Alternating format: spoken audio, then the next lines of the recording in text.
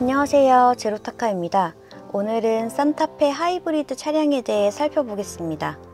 오늘 살펴볼 차량은 캘리그라피고요. 외장은 글래시어 화이트 메탈릭입니다. 2022년 7월 납기 정보엔 산타페 하이브리드는 18개월 이상입니다. 스티어링 휠과 도어 패널 사이에 보면 이런 기능들이 있는데요.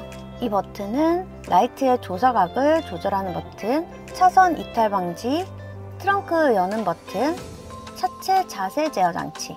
이거는 쉽게 얘기하면은 미끄럼을 방지하는 기능인데요. 항상 켜두시는 게 일반적인 거고요. 꺼지게 되면 계기판에 이렇게 주황색으로 아이콘이 하나 표시가 떠요. 이럴 경우에는 다시 버튼을 길게 눌러서 뜨지 않게 하시면 됩니다. 아래쪽에는 전자식 파킹 브레이크가 있습니다. 도어 패널에 보면 메모리 시트가 있는데요. 메모리 시트 저장은 셋 버튼을 누르고 저장하려는 위치를 누르시면 됩니다. 수동으로 사이드 미러를 접고 펴는 버튼, 운전석 쪽 라이트를 조절하실 때는 이 레버를 L쪽으로 놓고 상하 좌우로 변경하시면 되고요. 운전석 쪽의 사이드 미러를 조절하실 때는 이 레버를 R로 놓고 상하 좌우로 사이드 미러를 조절하시면 됩니다.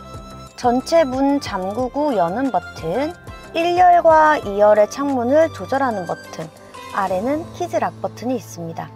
키즈락 같은 경우에는 이렇게 불이 켜져 있을 땐 뒷자리에서 창문도 열 수 없고 차 문도 열 수 없습니다. 여기에는 작은 도어 포켓이 있어서 활용도가 굉장히 좋을 것 같네요. 스티어링 휠을 살펴볼게요. 스티어링 휠 왼쪽에는 인포테인먼트 관련한 기능들이 있는데요. 음성 인식, 편의점 어딨어? 몇 번째 항목을 선택할까요? 비와. 현재 수내역은 비가 오지 않아요. 음성 인식은 정확하지 않은 것 같네요. 지금 밖에 비가 오는데 비가 오지 않는다고 얘기하고 있습니다. 모드 버튼, 내가 원하는 인포테인먼트 기능, 블루투스, USB, 오디오로 넘어갈 수 있는 버튼들이고요. 이거는 설정을 통해서 작동이 됩니다. 볼륨 조절하는 버튼, 여기 가운데 보면 음소거 버튼이 있는데요.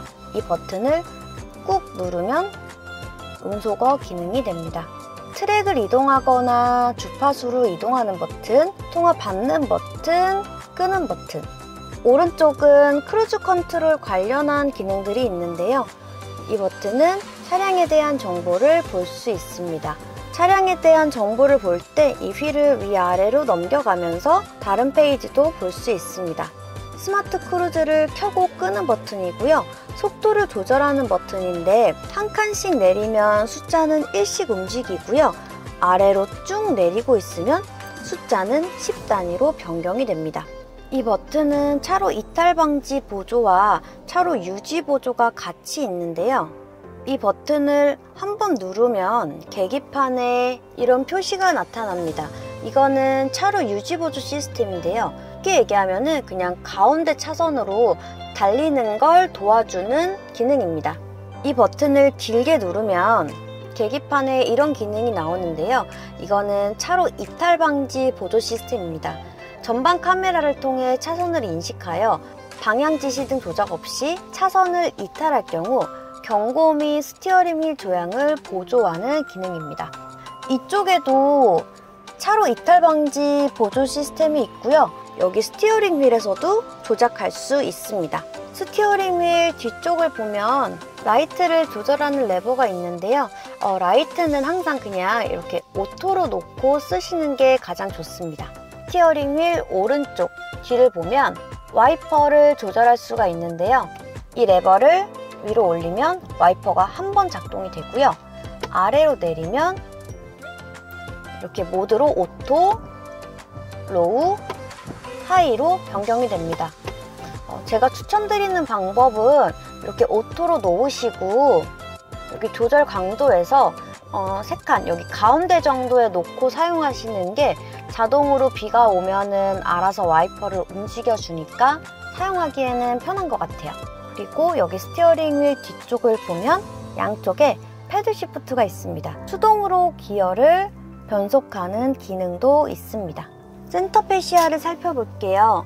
미디어 볼륨을 조절하거나 눌러서 미디어를 끄고 켤 수 있습니다. 맵, 내비, 즐겨찾기, 트랙 이동하는 버튼, 라디오, 미디어, 셋업 버튼, 트랙을 이동하는 버튼. 화면에 지도가 나왔을 때는 이 휠을 통해서 확대 축소의 기능도 됩니다. 온도를 조절하는 버튼, 이 오토는 현재 날씨 상황에 맞게끔 알아서 설정하는 건데 풍량의 세기를 총 3단계까지 설정할 수 있습니다. 앞유리 성해 제거, 뒷유리 성해 제거, 에어컨 버튼, 공기청정 버튼, 미세먼지 감지 센서를 통해 실내의 미세먼지 농도를 감지하여 표시창이 표시하고 필요시 공기청정 모드를 자동으로 동시켜 실내 공기를 쾌적하게 도와줍니다. 이 기능은 싱크 버튼인데요. 현재 운전석 18도, 조수석 23도인데 이 싱크 버튼을 누르게 되면 운전석 기준의 온도로 조수석의 온도가 맞춰집니다.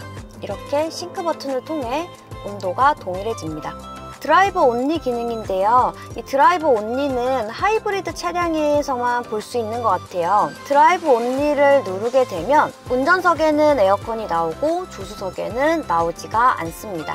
바람의 세기를 줄이고 올리는 바람의 방향을 조절하는 버튼, 이 클리메이트는 누르게 되면 이렇게 내비게이션 화면에 공조 설정으로 바로 갈 수가 있어요. 여기서 워셔액 연동 터널 구간 이런 부분들을 체크를 통해서 바로 조절할 수 있습니다. 내부 순환 버튼이 있습니다. 버튼식 다이얼로 적용이 되어 있고요. 스티어링 휠 핸들 열선, 오토홀드. 오토홀드는 브레이크 페달을 밟고 차량이 정지한 후 브레이크 페달에서 발을 떼어도 정지 상태를 유지하는 기능입니다. 앞 범퍼 센서고요. 후진 시에는 뒤쪽 센서는 끌 수가 없어요. 그런데 앞쪽 센서는 이 버튼을 통해서 끌 수 있습니다. 만약에 좁은 골목길을 가는데 앞쪽 범퍼에 장애물이 있을 경우에는 이 버튼을 켜서 센서를 작동시키면 됩니다. 버튼을 누르게 되면 카메라인데요. 이 카메라 뷰를 통해서 차량 주변의 모습을 카메라로 볼 수 있습니다. 드라이브 모드는 에코, 스포츠, 스마트가 있습니다. 운전석 통풍 시트와 열선 시트, 조수석 열선 시트와 통풍 시트, USB 포트가 있고요. 무선 충전 시스템이 여기 안에 있어요. 핸드폰을 이렇게 넣으면 충전이 됩니다. 컵홀더는 이렇게 나란히가 아니라 앞뒤로 준비가 되어 있네요. 헤드램프를 볼게요. 하이패스 카드는 이쪽으로 꽂으면 되고요. 말로 목적지를 검색할 수 있습니다. SOS 버튼, 하이패스 켜고 음량 조절하는 버튼, 하이패스 요금 확인 버튼, 그리고 이거는 뒷좌석에 안전벨트를 했는지 안 했는지 확인하는 기능이고요. 빌트인 캠, 좌측에 불이 들어오는 등, 우측에 불이 들어오는 등, 전체 등, 실내 연동인데요. 차 문이 열렸을 때 실내에 불이 들어오게 설정하는 버튼입니다. 운전석 시트를 한번 볼게요. 무릎 받침대를 조절할 수 있는 버튼이고요. 운전석을 앞으로 뒤로 이동하고 등받이를 조절할 수 있는 레버가 있습니다. 이 부분은 럼버 서포트. 2열에는 수동으로 선커튼이 이렇게 있고요. 워크인 디바이스도 있습니다. 2열에서는 공조 온도를 따로 설정을 할 수는 없고 통풍구만 준비가 되어 있네요. 아래쪽에는 USB 포트 충전 단자가 2개가 있고 가운데는 220V 단자도 있습니다. 오늘 소렌토 하이브리드 차량을 살펴보았는데요. 다음에는 또 다른 차로 찾아뵙겠습니다. 감사합니다.